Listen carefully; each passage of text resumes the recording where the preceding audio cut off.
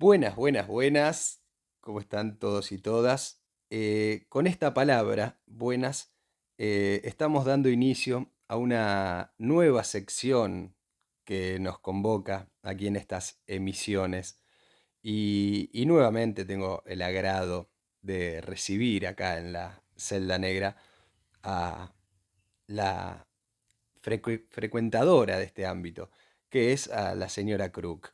Pero esta vez con una nueva propuesta. La última vez habíamos hecho una recorrida por los siglos de los siglos, eligiendo cada uno nuestra obra de arte preferida, pero esta vez cambia la temática y en esta nueva sección que hemos dado en llamar el Top 5 con Crook, vamos a elegir 5 obras de un arte determinada, las 5 obras preferidas de un arte determinado. Y charlando con la señora Crook sobre cuál podía ser el inicio de esta sección, decidimos que la literatura iba a ser lo que dé origen a esta nueva sección. Entonces cada uno de nosotros va a elegir los 5 libros preferidos y los 5 libros que invitaremos a releer a aquellos que lo hayan leído, o, algo que sería mucho más lindo, los recomendaríamos para aquellos que no lo hayan leído. Entonces, antes que todo, bienvenida nuevamente, querida amiga. Querido Felipe, querido amigo, bueno, otra vez acá, ya no sé si hacerme como la de hoy, porque ya me siento una habitué, así que voy a posicionarme en ese lugar casi como de co-conductora, a una cosa así. Así que bueno, muy emocionada por el top 5, que fue también, la verdad que después venimos de una experiencia de elegir una obra, la verdad que el top 5 no fue menos tortuoso que tener que elegir 5, la verdad que cuando uno empieza a rememorar sus experiencias con la literatura, en este caso, uno se siente tan ingrato dejando cosas afuera que sufre. Yo sufrí bastante, pero también me divertí bastante y siempre es un placer tomar decisiones en estos 5 puntos. eh, que bueno, van a ser un top 5, pero bueno, uno siempre tiene como el pero, ¿no? De la elección, que bueno, los iré dando, por supuesto, tengo 800 millones de peros que los iré dosificando de a poco. Los queremos escuchar, todos esos peros. Y un poco se trata de eso, ¿no? De sufrir y de disfrutar al mismo tiempo. El sufrimiento este de dejar afuera obras que uno no se podría permitir dejar afuera. Pero en definitiva también hay un goce en esto de elegir y de recomendar cosas que a uno le gustan verdaderamente. Y, y bueno, justamente esta sección en parte inicia, íbamos a hacer una sobre el siglo XX, sobre cada década del siglo XX, la obra preferida de cada uno sobre cada década del siglo XX, y a mí personalmente me resultaba imposible. Ya, yo sé que esa es la trama de esta cuestión, de elegir, pero ya me resultaba un poco imposible poder elegir entre cada década del siglo XX, y de repente estuvo esta posibilidad de sectorizar en artes para hacer más fácil la elección y a la vez más compleja también. Pero bueno, podemos pasar ya directamente al ranking, al podio. Empezamos, no sé si los tenés numerados, ni yo sé cuáles son tus libros, ni vos sabés cuáles son los míos, así que nos vamos a ir sorprendiendo. Veremos si hay alguna coincidencia, pero yo lo que hice es del 5 al 1. No sé si vos tenés una numeración de ese estilo. Así que, como vos dispongas, ya arrancás con el primer libro. Sí, hice del puesto número 5 al puesto número 1, así que vamos con el puesto número 5. Eh, bueno, complicado, eh, difícil. Yo había hablado con vos, ya empezó con los peros. Había hablado con vos de, bueno, dijimos, bueno, elegimos libros. Claro, cuando me puse a buscar libros dije, ay, no, libros, o sea, ¿qué es libro? ¿Qué es un libro? Primera pregunta, Primera ¿no? pregunta. Y yo soy una gran, ya me di cuenta, soy una gran lectora también de cuentos. Mucho más. que de libro. O sea, por libro nosotros entendemos la novela burguesa, ese objeto cultural con un gran valor que es la obra de mucho volumen que condensa la visión del escritor, ¿no? Esa cosa bien burguesa de la novela burguesa, eh, que es el libro como objeto duro, o sea, una novela, o sea, ¿cuál era el sueño de todos los escritores? Una novela bien larga, como Proust, con En busca de tiempo perdido y toda esa maroma de libros densos. Víctor Hugo con sus 400, 500, 600 páginas, de las cuales uno se entusiasma con esas lecturas, pero de repente decís, bueno, todo esto me lo podría haber ahorrado, estas partes me las podría haber ahorrado y lo hacíamos más dinámico. Pero claro, el cuento tiene eso de concentrar mucho poder en pocas páginas. Tal cual, era como, bueno, un libro son mínimo 500 páginas, con tanto desarrollo, tantos personajes y tantas tramas. Estamos acostumbrados a eso porque somos deudores del concepto de la novela burguesa. Pero bueno, dije, no, bueno, es un top 5 de obras literarias. Así que me tomé la atribución de elegir obras literarias. Un montón son novelas, ya tampoco voy a hacerla y te das cuenta. Pero bueno, en el puesto número 5 elegí un libro que me abrió, creo que la puerta a la literatura. Obviamente que mis puestos también están muy mediados por una cuestión muy sentimental, porque yo soy así muy sentimental. El puesto número 5 se lo dejé a esta obra que me abrió realmente las puertas a la literatura grande, a los libros, al mundo de la novela, después de ser una lectora juvenil de cuentos. Fue mi primer novela que me apasionó, que es 100 años de soledad de García Márquez.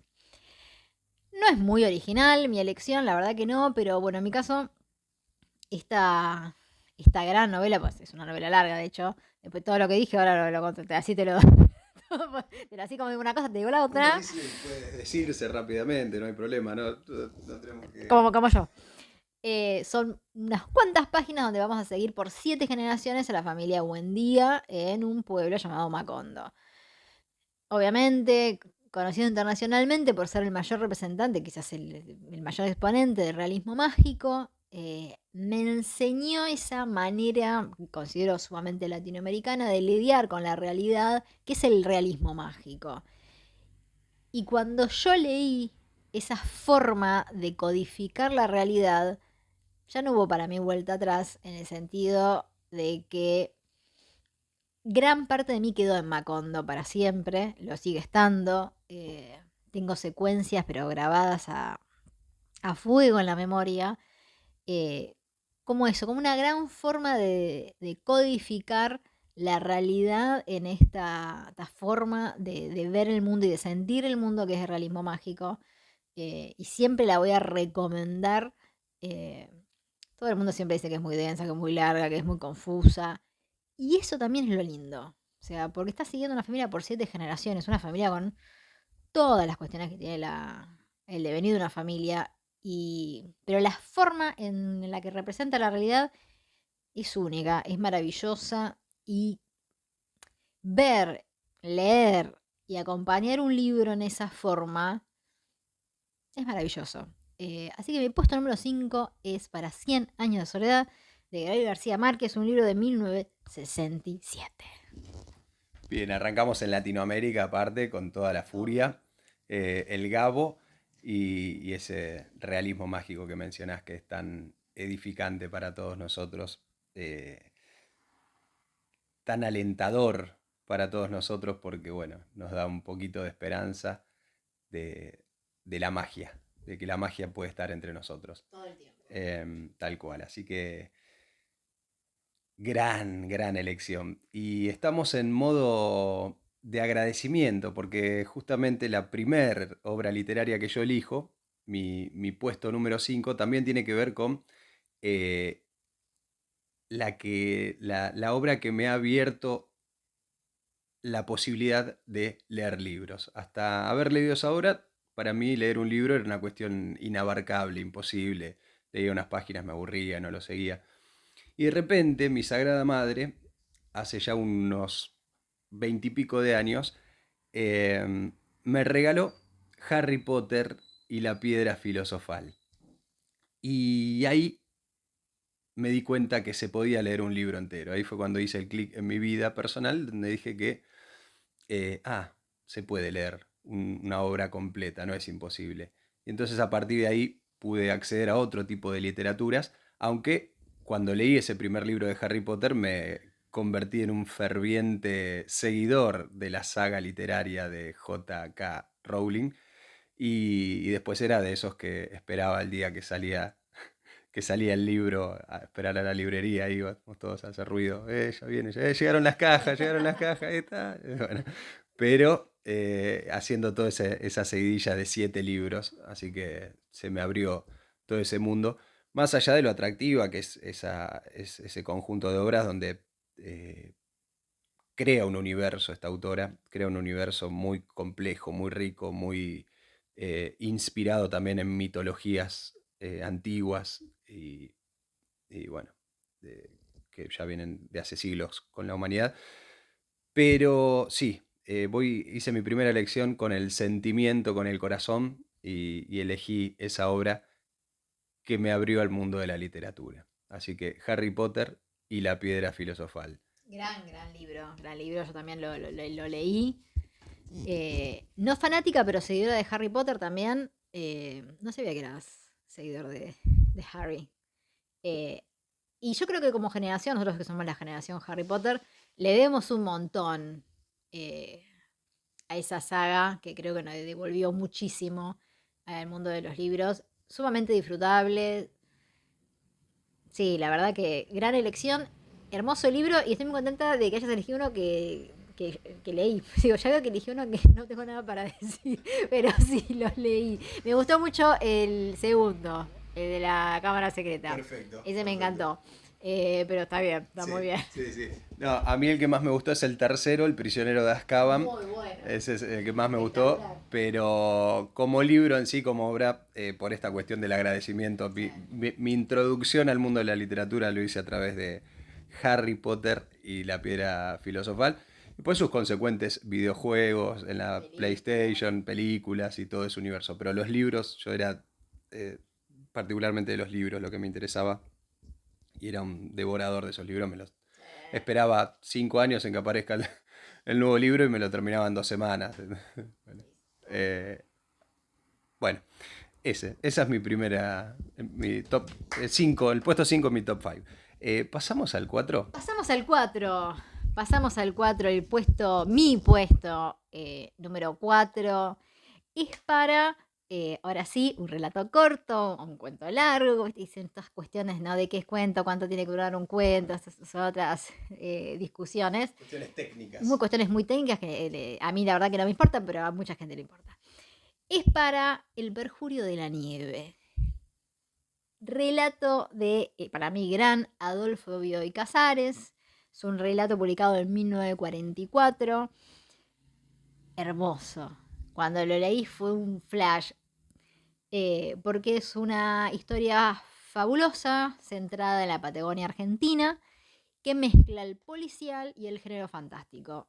Dos grandes géneros unidos en un relato sumamente siniestro y hermoso a la vez, bastante romántico en el sentido, no romántico de amoroso, sino el romanticismo medio alemán, con bastante guiños a esa, para mí, a esa estética, a esa forma de representar, esa forma de ver el mundo.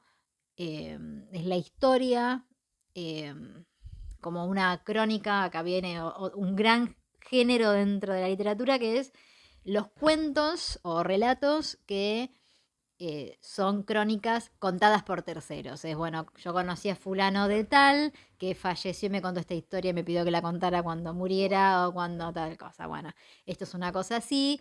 Un amigo de un periodista de apellido Villafañe tiene que esperar que su amigo muera para narrar los macabros hechos en la Patagonia, en Chubut, del cual fue testigo este periodista Villafañe, junto con un poeta de apellido Oribe. Y es la historia de una familia que bueno, pierde una hija. Y estos dos personajes, el periodista y el poeta, son testigos de una situación extraña, una casa como detenida en el tiempo. Eh, y bueno, nosotros acompañamos la crónica de Villafañe en desenterrar qué está pasando en esa casa perdida en la Patagonia, con todos los condimentos muy clásicos de Bioy Casares, también con muchos guiños a Borges. Una historia apasionante, magistralmente escrita, la verdad es que se disfruta muchísimo cómo está escrita, muy reflexiva de sí misma, de su género y de su rol como relato en ese momento. Así que siempre muy recomendable, todo lo de él es recomendable, yo soy una gran fanática. eh, pero bueno, elegí El Perjurio de la Nieve, que fue cuando le dije, wow, qué buen relato. Y ya te digo, es un cuento largo o una novela corta. eh, y está en muchísimas compilaciones, es un relato bastante conocido, así que sumamente recomendado, mi puesto número 4. Me encanta, me encanta. Bioy Casares, esta novela corta o cuento largo que Cuento mencionabas, largo. cuento largo, me acuerdo que me lo leyeron en la secundaria, me acuerdo que un profesor iba y lo leía en la clase, y una de las pocas cosas que me quedó de ese cuento, que ahora que me lo recomendás a mí y a todos los oyentes, lo voy a releer, porque yo era de los que no se portaba también en la escuela, entonces cuando el profe leía, lo que menos hacía era estar prestando atención al relato, así que Qué mal. me doy cuenta que me he perdido de mucho. Pero sí hay algo que me acuerdo, que había un personaje que se llamaba Fermer o algo por el estilo, y me quedaba esa pronunciación, cómo el profesor pronunciaba ese nombre alemán, y me quedó el recuerdo de ese, así que me voy a Danés. reencontrar. Danés, Danés, danés, danés, danés. perfecto, danés. Así que bueno, hablaba de eso y siempre me quedó esa palabra dando vuelta en la cabeza casi como un mantra, Fermer, Fermer. Algo así. Y, y lo voy a releer entonces, perfecto. Lo voy a leer en realidad por primera vez porque la historia me la perdí. Deberías, Me deberías. hablaba mucho mi compañero al lado y me perdía la.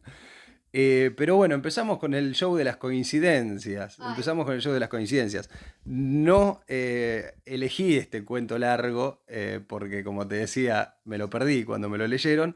pero Pero, Bioy Casares aparece magistralmente justamente en el puesto 4 también, em, con La invención de Morel. La invención de Morel. Ya ahí estamos hablando de una novela corta, capaz, más que de un cuento largo, pero esta historia que mezcla componentes de aventura con un prófugo que se escapa hacia una isla aparentemente desierta, componentes fantásticos porque en esa isla empiezan a haber apariciones, empiezan a haber personas que un día están y hay una fiesta en la isla y al otro día a la mañana ya no queda nada y no hay ningún rastro de esa fiesta. Entonces este prófugo que está ahí en esta isla se queda dubitativo de todo lo que está sucediendo a su alrededor. Después aparecen elementos de ciencia ficción, porque la tecnología también pasa a ocupar un rol fundamental. Y lo más maravilloso, una historia de amor nada cursi, que es tan difícil conseguir en la literatura o en el cine o en cualquier arte, ¿no? Una historia de amor profundo, de amor fuera de lo ya dicho tantas veces. Y Bioy Casares nos ofrece eso. Esta novela la conocí a través de Lost, la serie de Fox, que uno de los personajes aparece leyendo este cuento, este libro. Y como yo era tan seguidor de esta serie, dije, bueno, debe haber algún mensaje encriptado ahí. Y de repente leí La invención de Morel, me terminó gustando más que la serie misma de Lost. Y bueno, pero espectacular, Bioy Casares con su invención de Morel. Puesto número 4. claramente yo también estuve muy tentada a poner La invención de Morel, que sabes que es uno de mis libros favoritos. De hecho, yo tengo una edición de Invención de Morel regalada por vos con dedicatoria. Tal cual, tal Me cual. la regalaste porque, bueno, sí, soy una gran fanática. Creo que es un gran libro, eh, tan importante en la literatura argentina como internacional, porque fue muy precursora de un montón de otras historias, como Lost, por ejemplo, y hay un montón de otras creaciones de ciencia ficción, películas, o sea, guiones o relatos que se basan en el trabajo, bueno, en la invención de Morel de Bioy Casares. O sea, fue tan fundante y tan revelador la idea de esta isla con esta lógica extraña eh, que se perpetúa y es realmente maravilloso la cabeza de él creando semejante historia, porque vamos a decir, la historia es increíble. Así que sí, gran puesto número 4. Y bueno, coincidimos En autor. en autor. En autor. Sí, y aparte el año en que fue escrita, ¿no? 1940, todavía ni Borges estaba en la cresta de la ola con sus ficciones. Eh, Inclusive Gabo, justamente recién lo mencionábamos, 1960 con su Claro. realismo mágico. Sí, Así que gran precursor en Latinoamérica también de totalmente. todo esto Sí. del mundo fantástico. Incorpora la ciencia también, eso también es un elemento muy, muy interesante. Bien, podríamos pasar al puesto número 3. Puesto número 3. Puesto número 3. Me quedé pensando en Miguel Casares y me quedé ahí colgada. Bueno, mi puesto número 3 es un clásico, re clásico, polémico, muy polémico, hoy más que nunca, pero lo elegí también por eso. No pierde vigencia ni lo escandalosa de esta novela, es una novela, ni lo maravilloso.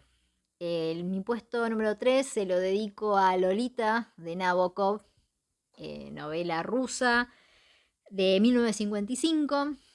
Es la historia oscura, muy oscura, de un personaje que lo interesante de esta novela es que, al igual que El Perjurio de la Nieve, es el prólogo, perdón, de la novela empieza diciendo, bueno, yo soy un psiquiatra y voy a transcribir la historia de un personaje llamado HH, Humbert Humbert, que tenía tal desviación. Así que otra vez tenemos, ¿no?, la ficción dentro de la ficción. Digamos, un personaje de ficción que nos relata la historia de otro personaje de ficción, en este caso un psiquiatra, que nos narra la historia de la obsesión, completa obsesión morbosa, de este hombre por una jovencita, una niña, Lolita, y lo que acompañamos es la obsesión de este señor. Estamos en una novela escrita en primera persona,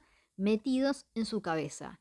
Y no hay nada más perturbador que acompañar a un criminal, porque básicamente él es un criminal, eh, en todos los matices, que es lo fabuloso que tiene la novela, todos los matices por los que lo vamos a acompañar a este personaje, desde sentir un rechazo absoluto a sentir una especie de pena o ver todo el tiempo como en un calidoscopio la variedad de sentimientos y lugares a los que te lleva la novela, y eso es una maestría absoluta de Nabokov.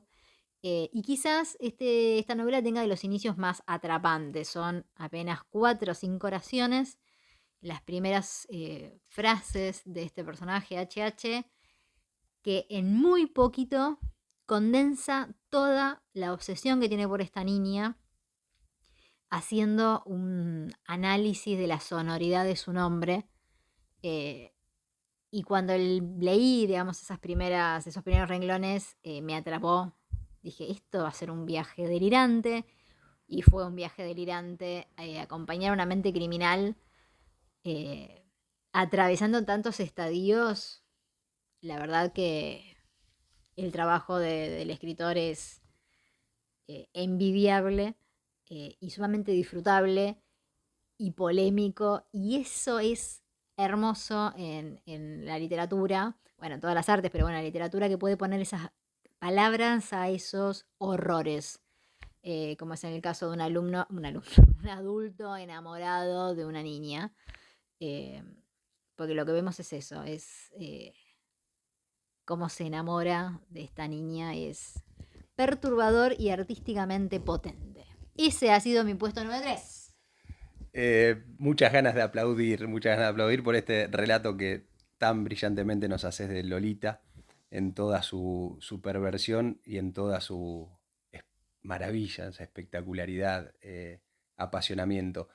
Eh, Era una de las que me costó muy, muy arduamente dejar afuera, porque para mí también es una de las novelas más maravillosas que leí en mi vida. Eh, de hecho, después vi las películas, y eso que una está hecha por Stanley Kubrick, pero no le hacen ni un poquito de honor a lo que es esta obra literaria que te va llevando, como decías, por tantas sensaciones, tantos sentimientos, y donde para mí uno de los momentos más conmovedores en mi vida literaria lo pasé con esa novela cuando eh, él deja de ver a Lolita, la pierde, se escapa a Lolita, y está años recorriendo Estados Unidos de un lugar a otro, de un lugar a otro, buscándola, buscándola, en épocas donde no había redes sociales ni nada que se le parezca, sino que había que agarrar el auto y andar. Y andar. Y finalmente, años después, la encuentra, pero se encuentra con otra Lolita, totalmente diferente a la que él tenía en su momento en la cabeza. Vale. Y esa descripción que hace de lo que quedó de mi Lolita, decía, ¿no? Esa cuestión.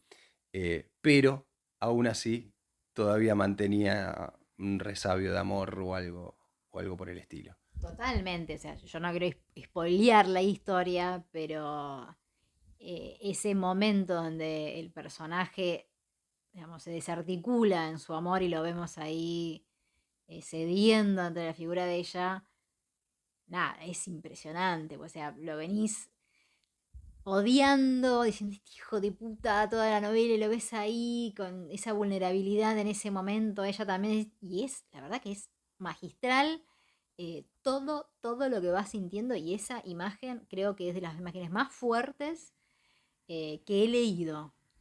Por eso no pude dejarlo fuera de este ranking porque esa imagen realmente me acompaña, ese sentimiento, esa imagen me acompaña hasta el día de hoy. Sí, también la literatura nos propone eso, ¿no? Capaz que uno se puede olvidar las palabras, los diálogos del libro puntualmente, pero las sensaciones que experimentó cuando estaba leyendo eso no se pueden olvidar nunca. Jamás. Y sí, esa vulnerabilidad que Nabokov nos presenta tanto de él como de ella, Sí. ¿no? Ella también se la ve tan frágil, esa niña que en su momento se la veía hasta muy, muy fuerte en su niñez, aún así, y después ya en su adultez se la ve tan, Está rota. tan rota, sí, sí, así, tal cual, espectacular, Lolita, qué pecado haberla dejado fuera de mi parte, pero bueno, así sucedió, pero sí, esas novelas maravillosas que existen. Mi puesto número 3 tiene un tamiz filosófico y ahí es donde nos encontramos con una, una obra, un pequeño ensayo que me ha cambiado la vida, llamado El mito de Sísifo. El mito de Sísifo de Albert Camus, em, donde lo leí en un momento justo de la vida, porque en esas crisis que uno puede atravesar a veces, en esas tristezas existenciales que va pasando, buscaba autores, escritores que aborden esos dramas humanos y que incluso coqueteaban con la búsqueda, era, ¿no? Coquetear con el suicidio y demás. Y de repente leí la obra del mito de Sísifo buscando eso y me encontré con una revelación totalmente distinta y una invitación a buscar un sentido donde no hay sentido. Esa propuesta de Camus en ese pequeño ensayo eh, me parece que es fundante en mi vida seguro y creo que para como axioma de vida buscar sentido donde no hay sentido o crear el sentido, ahí está la capacidad humana, es aplicable a todo aquel que quiera sí, buscar, no sé, o disfrutar un poco más la vida de lo que es disfrutable. Ese es mi puesto número 3. Bueno, qué coincidencia porque el otro día me lo cargué en el Kindle para leerlo. Yo no lo leí, no soy una gran fanática de los filósofos franceses, me cuestan, ya viste que yo soy una gran lectora de los alemanes, eh, pero no sé dónde leí algo de ese libro y dije, qué gana de leerlo me dio. Y me lo cargué, así que bueno, próxima lectura será Sí. ese, porque la verdad que no lo leí, sé que es un clásico, creo que lo he visto más citado que otra cosa, eh, pero bueno, ahora ya me dio más ganas de leerlo. Sí, son 100 páginas aparte, Sí, sí, así que se lee en un rato, pero más que la extensión es la la significación de potencia. lo, claro, la potencia que tiene. De hecho, después he leído muchas otras cosas de Camus, pero bueno, nunca como ese primer texto que leí de él, que es el mito de Sísifo, aparte tomando un mito de la mitología clásica griega, donde aparece el absurdo, ¿no? Esta persona que tiene que llevar una piedra a la cima de la montaña para que vuelva a caer y después volver a buscarla para volver a subirla y así, in eternum. Así que bueno, ahí tenemos mi puesto número 3. Me encantaría saber cuál es tu puesto número 2. Y mi puesto número 2 lo dejé reservado para uno de mis escritores favoritos. Eh, y un relato que lo leí desde muy chica, esto lo leí de muy chica, y me flashó mal. Fue lo primero que leí de este escritor y bueno, hoy soy una gran fanática. Y mi puesto número 2 es para un cuento. Vuelvo a los cuentos, a los relatos breves. Es un cuento de Lovecraft que se titula El Morador de las Tinieblas. Es de 1936. Fue editado en la revista del Círculo Lovecraftiano, Weird Tales. Y es uno de los últimos relatos que él publica, si no es el último. O sea que ya es un texto muy maduro, es un cuento, extensión cuento, o sea, bien equilibrado, un texto maduro. Y siguiendo para no traicionar esta cuestión que esto fue de casualidad, es una crónica de un señor que nos narra la historia de Robert Blake, que muere de una forma muy extraña. Y bueno, se descubren sus últimas anotaciones. Entonces, bueno, a través de un tercero leemos estos últimos momentos en la vida de Robert Blake, que obsesionado, como todos los personajes del mundo de Lovecraft, de este mundo Lovecraftiano totalmente oscuro y esta búsqueda extraña, estaba investigando una catedral en Federal Hill, donde se dice que, bueno, obviamente pasan cosas extrañas. Eh, Donde hubo un culto a dioses antiguos, o sea, este cuento pertenece al universo de Cthulhu, que es, digamos, el gran personaje de Lovecraft. Y este Robert Blake encuentra en esa catedral maldita el trapezoedro resplandeciente, que es una piedra que aparentemente invoca a estas criaturas, a estos dioses antiguos que viven más allá del tiempo y el espacio. Eh, es fascinante. A mí todo lo que tenga que ver con Lovecraft me encanta. El clima en ese pueblo perdido, con esa iglesia abandonada, este personaje que se va volviendo loco después de encontrar la piedra y cómo ciertas criaturas lo empiezan a acercar y a perseguir. Es fabuloso. Lo leí muy chica, como ya te dije, y dije, quiero vivir en este mundo, quiero vivir en el mundo de Lovecraft. Y me hice una gran consumidora de su universo porque, bueno, nada, yo quería... mi sueño es ver esa iglesia en Federal Hill. ¿Existe esa iglesia? No No existe, existe. pero debe haber alguna Sí. parecida, inspirada, que ha inspirado a Lovecraft en ese Estados Unidos y en Port Providence. Eh, y es un gran relato muy maduro de este autor que siempre voy a recomendar. Digan lo que digan, para mí es un genio. Y ese ha sido mi puesto número 2. Me encanta, me encanta. Bueno, la voy a anotar. ¿Cómo es el nombre? No la conozco. El morador de las tinieblas. Con obviamente traducciones varias. El habitante Sí. de lo oscuro. Pero bueno, sí, morador de las tinieblas hace justicia. así la voy a encontrar seguramente. Vos sabés que, bueno, debe tener algún componente de terror, como aparece en varias de sus obras, pero sobre todo esta cuestión de el objeto que puede volver loco a una persona, ¿no? Me encanta ese concepto.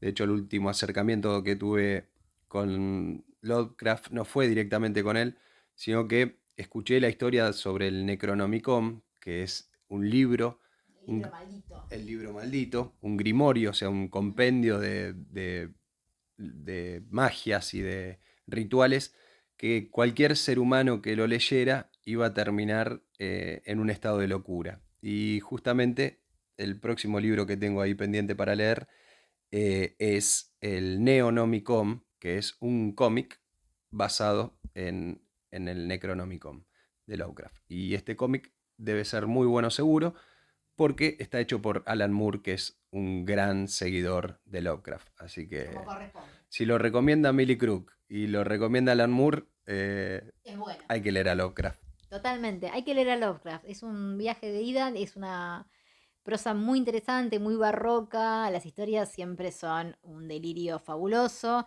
Y lo que tiene de Lovecraft, ya digamos en su momento fue muy reconocido, es que funda un universo, digamos, el universo Lovecraftiano con estos monstruos, criaturas y dioses antiguos eh, que habitan más allá, digamos, de las leyes físicas de, de esta realidad tal como la conocemos. Es un loco hermoso, está todo, o sea, tiene historias en ese universo desde criaturas como Cthulhu, eh, no sé, o científicos que reaniman cadáveres, o sea, lean Lovecraft, hace bien. Lo vamos a hacer, lo vamos a hacer. Bueno, mi puesto número 2, eh, retomamos lo que es la novela ficcionada, pero en este caso novela histórica basada en hechos aparentemente ciertos en la historia y, y está escrita, también voy a coincidir en esto, elegí no solo la novela, sino por el escritor que es uno de mis preferidos, que es José Saramago, y su El Evangelio según Jesucristo. Ese es el puesto número 2 para mí, y es una obra que también me ha transformado la vida en relación a, primero en la forma que está escrita, en la forma que está escrita, que cuando lo agarré yo nunca había escuchado nada, nunca había leído nada de Saramago, lo empecé a leer por Jesucristo mismo, por la historia de Jesús, entonces agarré ese libro para leerlo, sin tener la menor idea del estilo literario, de las características propias en la forma de escritura de Saramago, y de repente me encontré con esas páginas en donde dije, pero ¿qué es esta manera de escribir? ¿Qué es estos signos de puntuación? Esta forma de puntuación totalmente inventada por Saramago, esta ausencia de puntos y aparte, por más que haya diálogo, por más que haya descripciones, sea lo que sea, es todo un continuado y a la vez muy fluido y a la vez muy atrapante.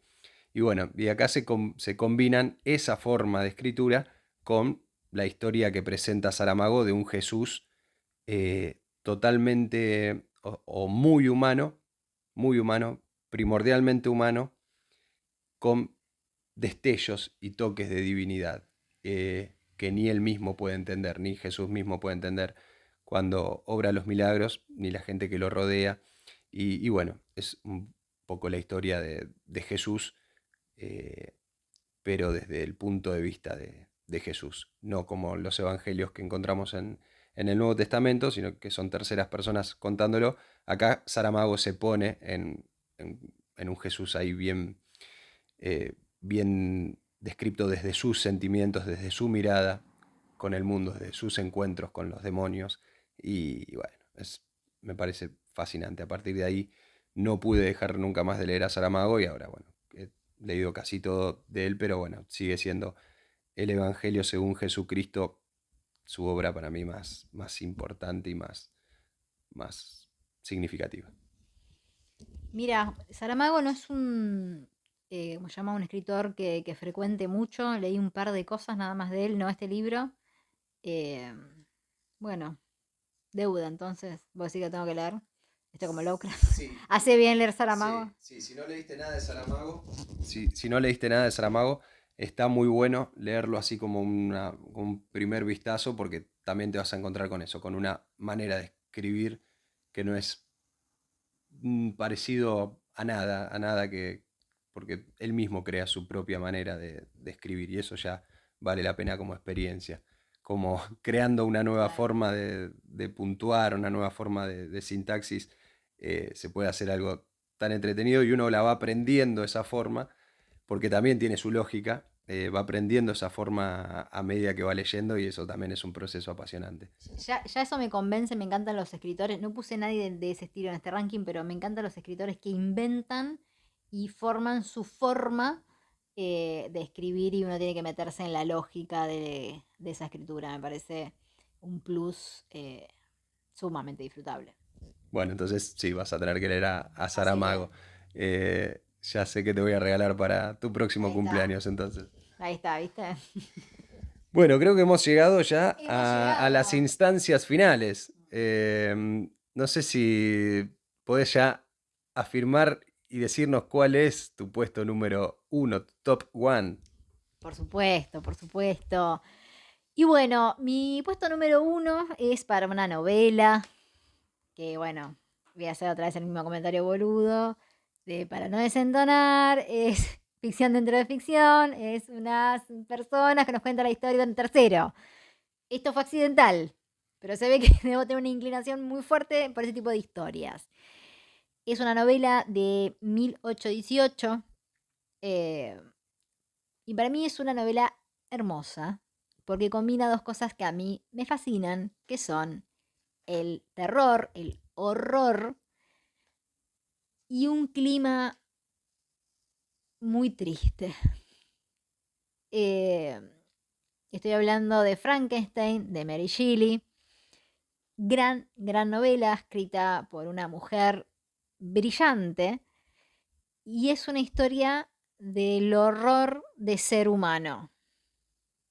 Porque básicamente es una historia del horror del egoísmo que puede llevar una persona adentro, en este caso el doctor Frankenstein.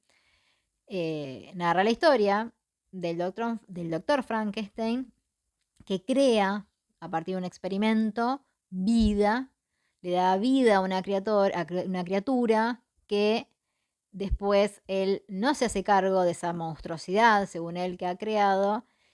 Y bueno, lo que vemos, lo que seguimos es la crónica del doctor Frankenstein escapando de esta criatura a la cual ha dado vida. Y esta criatura lo único que quiere es que lo quieran. Pero en el medio pasan cosas. Pasan un montón de cosas.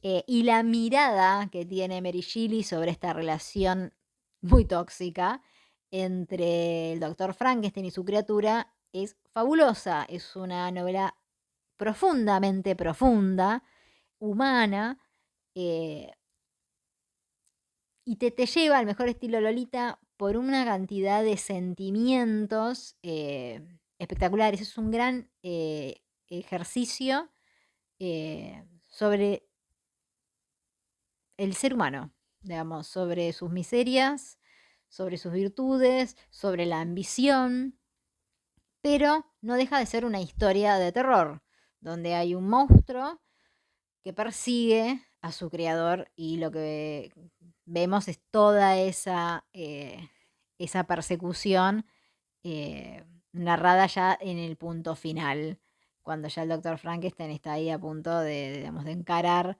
a esta criatura.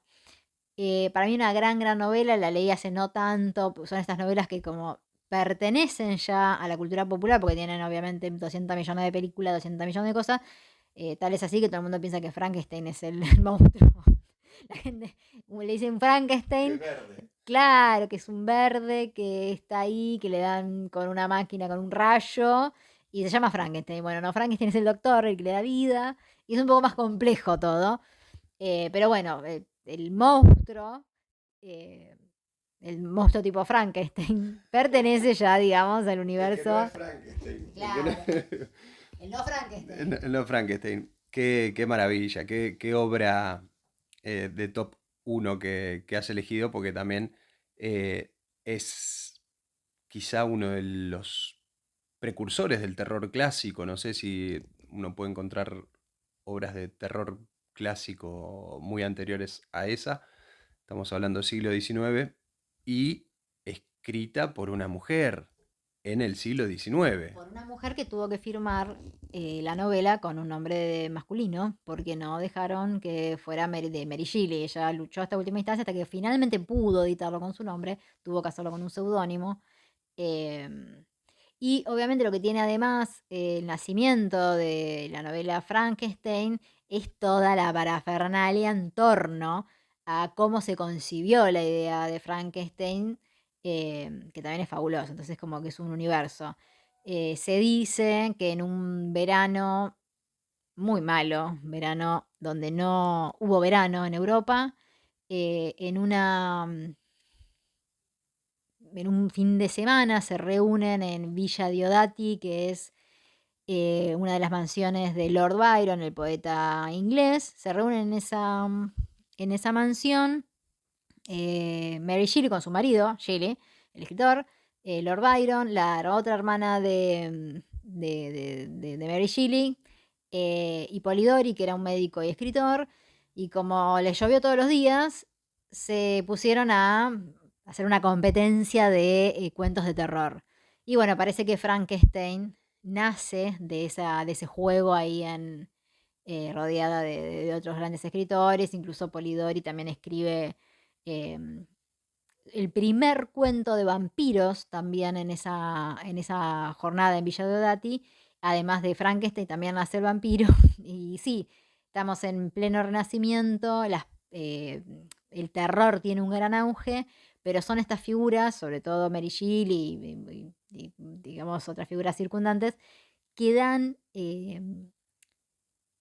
entidad a las criaturas del terror futuro, como es el vampiro en el caso de Polidori, y el Frankenstein, digamos, el monstruo tipo Frankenstein, de Mary Shelley. Y lo que tiene fabuloso esta novela es que lo escribe una mujer, y eso le da una potencia y una sensibilidad a esta historia que seguramente un hombre no se le hubiese podido dar nunca, y por eso la hace tan grandiosa, independientemente del uso que se le ha dado en la imagen de la criatura. Es una novela muy profunda, muy hermosa, muy poética y que te hace mierda también. Es alta experiencia. Así que ese ha sido mi puesto número uno. Extraordinario, extraordinario. Si uno, ahora que contabas dónde, en qué contexto surge Frankenstein y demás, si uno pudiese desaparecer un poquito en este tiempo y aparecer en algún tiempo random de la historia, ese podría ser un gran momento, ¿no? Rodeado de esa gente, rodeado de esa gente. Capaz que estaba George Sand por ahí también, que era la pareja en su momento de Byron, que también se tenía que cambiar su nombre para poder editar y demás. Bueno, eh, mi puesto, Dos. mi puesto número uno, no voy a ser muy original, lamentablemente porque no puedo engañarme a mí mismo, así como cuando tuvimos que elegir las obras por siglo, en el siglo XX, yo elegí ficciones. eh, No es que me repetí mucho, pero un poquito sí. Y entonces esta vez dije, claro, claro, el Aleph es la obra que corona para mí el puesto literario, mi top 5 literario, porque también ha sido esa obra que ha cambiado mi manera de ver la vida, poco lo que decía la vez pasada, que aporta cuestiones extraordinarias en el mundo ordinario, que nos da esperanza de que puede pasar algo maravilloso en los lugares más anodinos, que es por donde se maneja uno habitualmente. Y también aparecen relatos de esto que vos decías, de unos contando historias que le contaron otros, que les contaron otros, de terceros. Algo muy borgiano eso. Y acá en el Aleph, en este compendio de cuentos, aparecen muchos de estos elementos. Y bueno, un conjunto de unos 17 cuentos son, que no sé, me parecen uno mejor que el otro y, y altamente recomendables a aquella gente que todavía no se haya encontrado con Borges. Por favor, que no Háganlo, pasen por de esta favor. vida sin incurrir en algunos relatos borgianos. Bueno, por supuesto, Borges fue uno de los que dejé afuera, con mucho dolor, porque para mí, si hay alguien que ha edificado también mi amor por la literatura y mi forma de acercarme a la literatura ha sido Borges, que lo he leído toda mi vida, lo sigo leyendo. Pero sabía que vos lo ibas a incluir, que lo dejé afuera.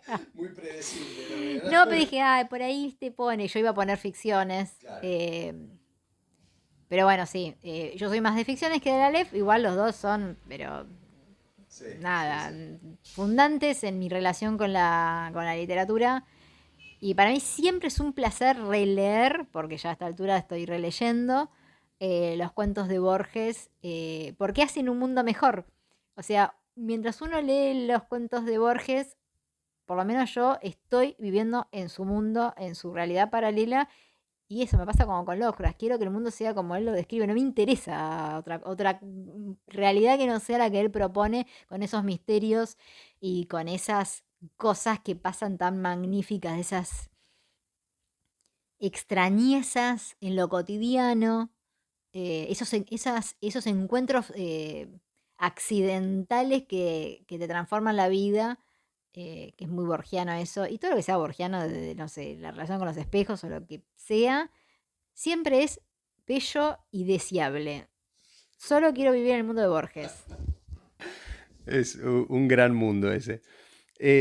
Bueno, creo que acá hemos concluido nuestros top fives. Yo para sacar en limpio me di cuenta haciéndolo mientras lo iba elaborando, que todas las obras que elegí forman parte del siglo XX, lo cual me llamó la atención. eh, que lamentablemente tuve que dejar obras que fueron muy fundantes en mi vida, pero que no va a faltar ocasión para un nuevo top 5 con Crook. Em, y eh, bueno, sí, un poco eso. Hay algunos premios Nobel, como Camus, que ganó su Nobel, Saramago, que ganó su Nobel, creo que en los que vos mencionás tenemos a Gabriel García Márquez, que ganó su Nobel, no sé si alguien más. No, quiero que nadie más y solamente quiero pedir perdón a Kafka, a Saer, bueno, a Borges y a Shirley Jackson. Perdón, los amo, pero perdón, la próxima, no sé, de alguna manera, no sé, perdón. Lo tuvimos que dejar afuera, ¿no? Sí. Sí, sí, uno también. Pero bueno, vamos a hacer otro top 5 con Crook. El próximo que venga seguramente estará referido a otras artes. Sí. Seguramente, no sé, cualquier cosa que se nos ocurra, escultura, películas, arquitectura, cualquier cosa que se nos venga a la cabeza podemos Hacemos elaborar. sorteo. Se Hagamos un pueden ir haciendo sorteo. por sorteo, tal cual. Pero en algún momento va a regresar el top 5 con Crook literario y ahí Lado vamos, B. Nos lado hacemos B. un lado B, que es lo mismo, pero un espejo, como una realidad borgiana, es un espejo así eterno. Tal cual. Y agregamos algunos más a Tal nuestra cual, acotada lista. tal cual. Pero ya por lo pronto tenemos mucha tarea para leer todas estas cositas que no hemos leído o para releer las que hemos leído. Y es creo que lo que vamos a pasar a hacer ahora en este preciso momento, ¿no? Tal cual. A eso vamos.